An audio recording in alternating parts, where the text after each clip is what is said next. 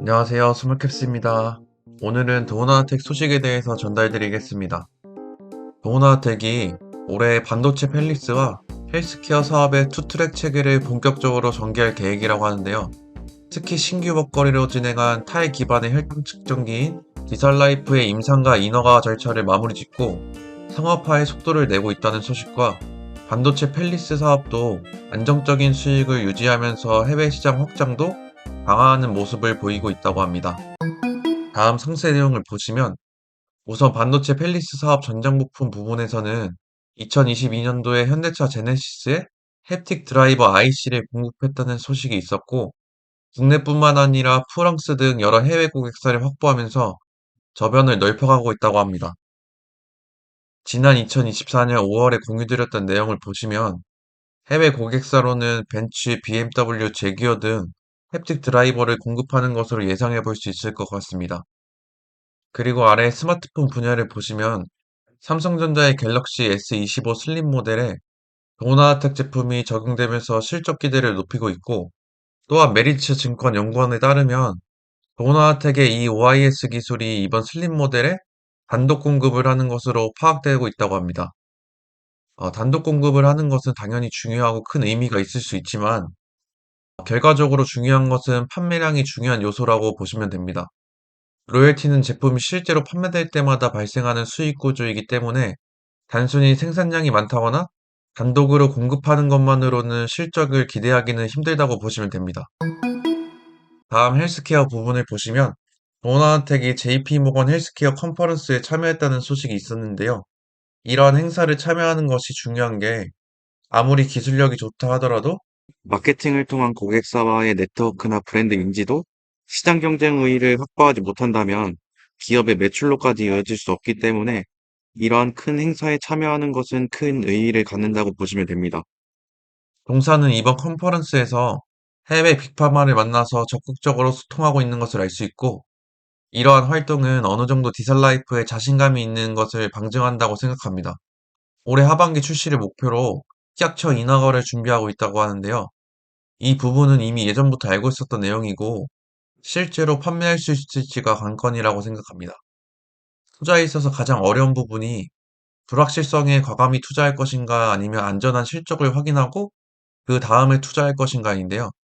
저 또한 항상 이 부분에 대해서 고민을 많이 하고 있고, 투자에 있어서 가장 어려운 요소라고 생각합니다.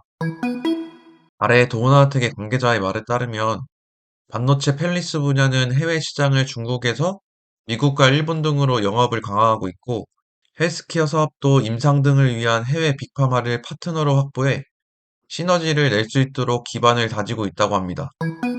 마지막 매출 볼륨 확대와 재무 구조 안정화 부분을 보시겠습니다. 지난해 3분기 누적 매출액은 1,073억 원으로 꾸준히 성장하고 있고, 이는 AF와 OIS 제품이 기반이 되었다고 합니다. 그리고 3분기 누적 연구개발 비용은 124억 원으로 매출 비중의 대략 11%를 차지하고 있고, 영업이익과 순이익은 전년 동기 대비해서 12%, 27% 감소했다고 합니다. 연구개발 비용이 증가해서 영업이익과 당기순이익이 감소하는 것은 긍정적으로 해석할 수 있는데요.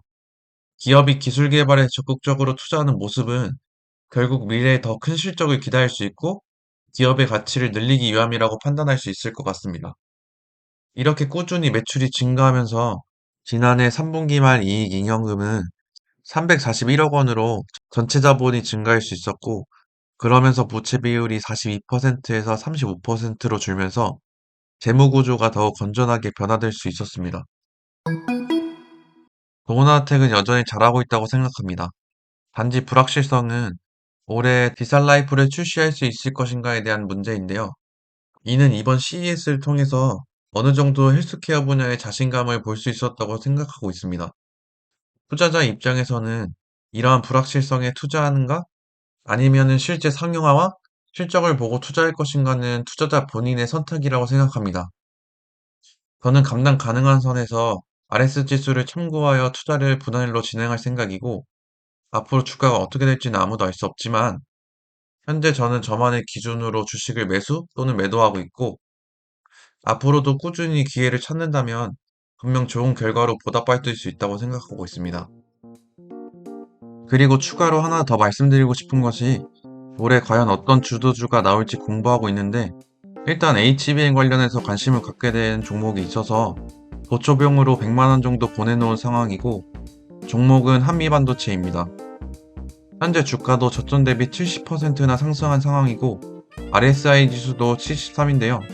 가격적으로 봤을 때는 충분히 부담될 수는 있지만 2025년도 또한 HBM을 좋게 보고 있기 때문에 앞으로 좀 더 공부해보고 계속 매수할지는 더 공부해보고 공유드리겠습니다. 아무튼 오늘도 시청해주셔서 감사드리고 행복한 하루 보내세요.